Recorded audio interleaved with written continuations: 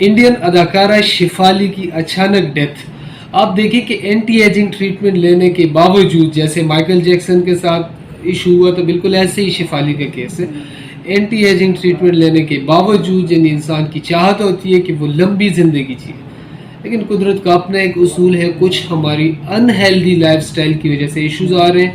آپ دیکھیں کہ ہمارے ہاں 20 سے 25 سال کی ایج کے اندر ہارٹ اٹیک، کولیسٹرول کا بڑھنا، ٹرائیگلیسرائڈ کا بڑھنا، شوگر، پاکستان اس وقت ٹاپ کے اوپر جا رہا ہے. شوگر میں انتہائی ہم جو ہے تیزی کی طرف جا رہے ہیں، اور اس کی وجہ جس پہ عموماً ہم بات کرتے ہیں انہیلدی لائف سٹائل. ہم بہت زیادہ کاربوہائیڈریٹس کا استعمال کرتے ہیں. ہمارے ہاں بیکری کا آپ دیکھ لیں، بیکری کو ہم سلو پوائزننگ کہہ سکتے ہیں. ایک تو پوائزن ہوتے ہیں، آپ نے کھا لیا اچانک سے، اسی وقت جو ہے آپ کی ڈیتھ ہوگی، بات ختم ہوگی.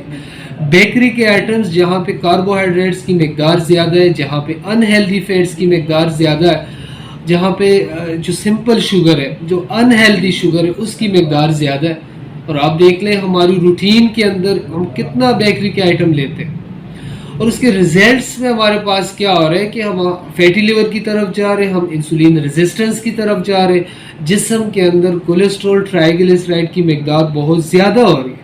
جب ہم کاربوہائیڈریٹ لیتے ہیں وہ جسم کے اندر جا کے شوگر اور فیٹ کی شکل میں سٹور ہونا شروع ہو جاتے ہیں. لیکن ایک حد ہے کہ اس حد تک آپ کا جسم ان چیزوں کو سٹور کر سکتا ہے.